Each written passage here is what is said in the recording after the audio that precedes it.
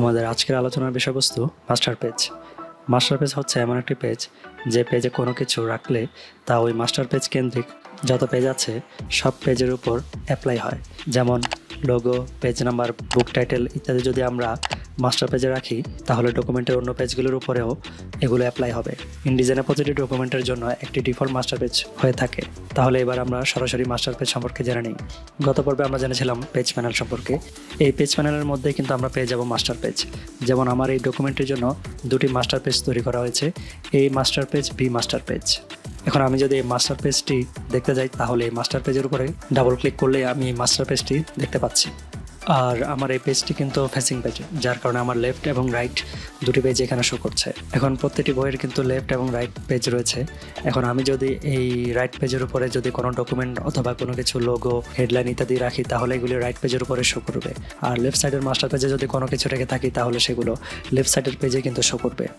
এখন আমি যে ডকুমেন্টে কাজ করছি এটি আসলে একটি বুক ডকুমেন্ট। তো একটা বইয়ের টেমপ্লেট তৈরি করার জন্য আসলে আমাদের অনেক কিছু প্রয়োজন হয়, যেমন পেজ নাম্বার, বুক টাইটেল বা রানিং হেডার ইত্যাদি। তো এই ডকুমেন্টগুলো কিন্তু বারবার পেজের উপরে অ্যাপ্লাই হয়, কিন্তু দেখা যাচ্ছে আমাদের পেজটি যদি অনেক লম্বা ডকুমেন্ট হয় সেক্ষেত্রে বারবার পেজ নাম্বার বসানো সম্ভব নয়। তাই ইনডিজাইনে আমরা খুব সহজেই পেজ নাম্বার, রানিং হেডার ইত্যাদি যোগ করতে পারবো। আর এই পেজ নাম্বারগুলো কিন্তু খুবই ডাইনামিক। যখন আমি কোনো পেজ নাম্বার এখানে যোগ করবো এগুলি পেজ বাই পেজ কিন্তু অটোমেটিক নাম্বারিং হয়ে যাবে। আমি যদি নতুন পেজ ক্রিয়েট করি তাহলে অটোমেটিক পেজ নাম্বারও তৈরি হয়ে যাবে, আমাকে নতুন করে কিন্তু পেজ নাম্বার, রানিং হেডার এগুলি প্রয়োগ করতে হবে না। তো আমার এই ডকুমেন্টটিতে আমি পেজ নাম্বার যোগ করব আর রানিং হেডারও যোগ করব। তো প্রথমে আমি রানিং হেডার কীভাবে যোগ করে সেটি আমি দেখাচ্ছি। প্রথমে আমি আমার গাইড অ্যাক্টিভ করে নিলাম, এরপরে টেক্সট টুল থেকে একটি টেক্সট বক্স নিচ্ছি, একটু জুম করে নিচ্ছি। এখানে একটি টেক্সট বক্স এঁকে নিলাম।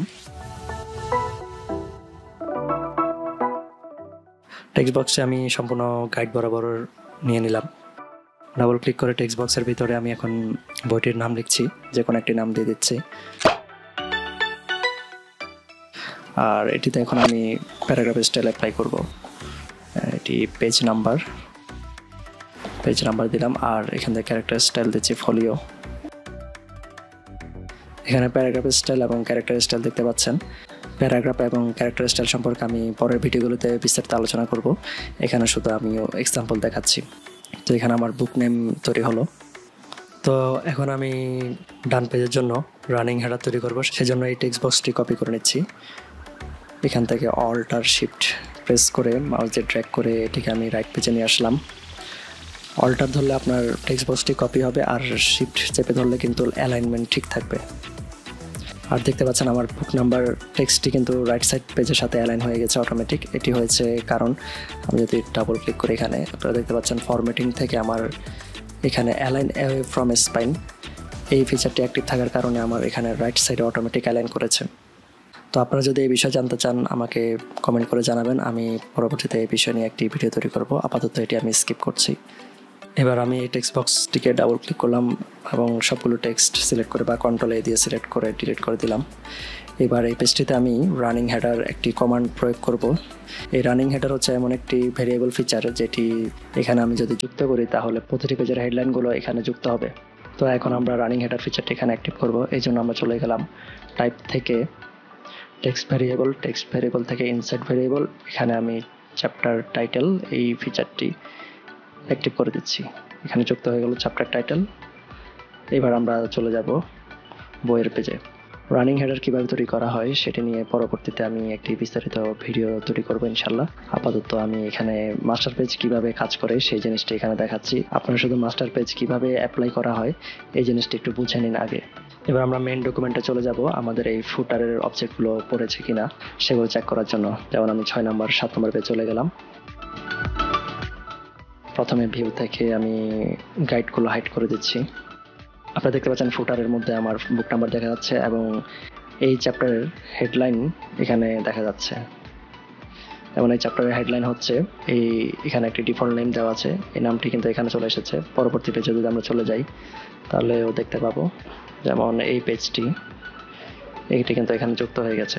তো রানিং হেডার কিন্তু দারুণ একটি ফিচার। অটোমেটিক্যালি কিন্তু আমার প্রত্যেকটি চ্যাপ্টারের টাইটেল কিন্তু আমার এখানে ফুটারে চলে আসছে কিন্তু, এবং আমাকে কিন্তু ম্যানুয়ালি কোনো ফুটার তৈরি করতে হচ্ছে না বারবার। এবার আরেকটি বিষয় খেয়াল করি, যেমন আমি চলে যাচ্ছি এই পেজটিতে।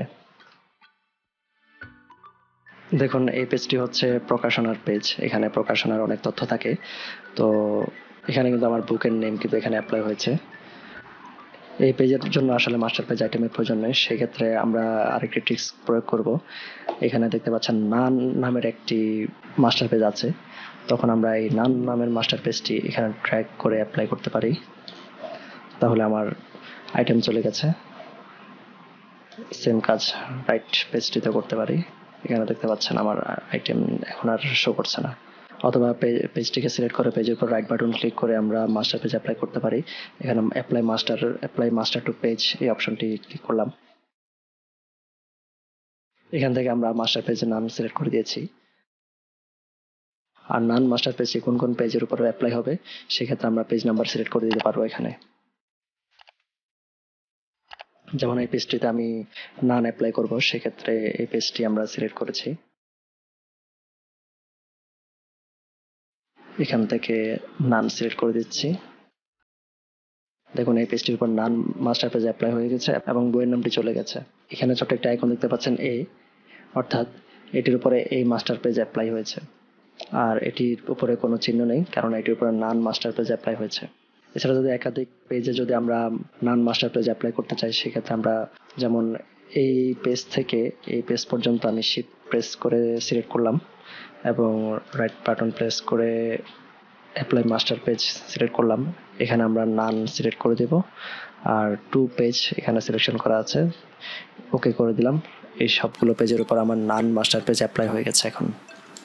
ওকে, এবার এই রানিং হেডারটি যদি আমি সিলেক্ট করার চেষ্টা করি, তাহলে দেখতে পাচ্ছেন এটি কিন্তু সিলেক্ট করা যাচ্ছে না। মূলত মাস্টার পেজের যতগুলো আইটেম থাকে এটি আসলে লক করা অবস্থা থাকে, এটিকে চাইলে কিন্তু আমরা সিলেক্ট করতে পারবো না। তো কিছু কিছু পেজের ক্ষেত্রে দেখা যায় ওই পেজের জন্য আমাদের মাস্টার পেজ আইটেমটি প্রয়োজন হয় না, সেজন্য আমরা মাস্টার পেজ আইটেমটি রিমুভ করে দেবো। তো আমরা মাস্টার পেজ আইটেমকে কিভাবে রিমুভ করব? মাস্টার পেজ আইটেমগুলো আসলে লক থাকার কারণ হচ্ছে দুর্ঘটনাবশত আমার এই ফুটার আইটেমগুলো যাতে মুভ না হয়ে যায়, ফুটারগুলো যাতে সেভ থাকে, এই জন্য মাস্টার পেজ আইটেমগুলো লক থাকে। কোনো কারণে যদি কোনো পেজের মাস্টার পেজ আইটেম আমাদের প্রয়োজন না হয়, সেক্ষেত্রে আমরা মাস্টার পেজের আইটেম রিমুভ করতে বা আনলক করতে পারবো। কিভাবে আমরা ডকুমেন্টের পেজে মাস্টার পেজ আইটেম আনলক করব তা পরবর্তী ভিডিওতে আপনারা পেয়ে যাবেন। আল্লাহ হাফেজ।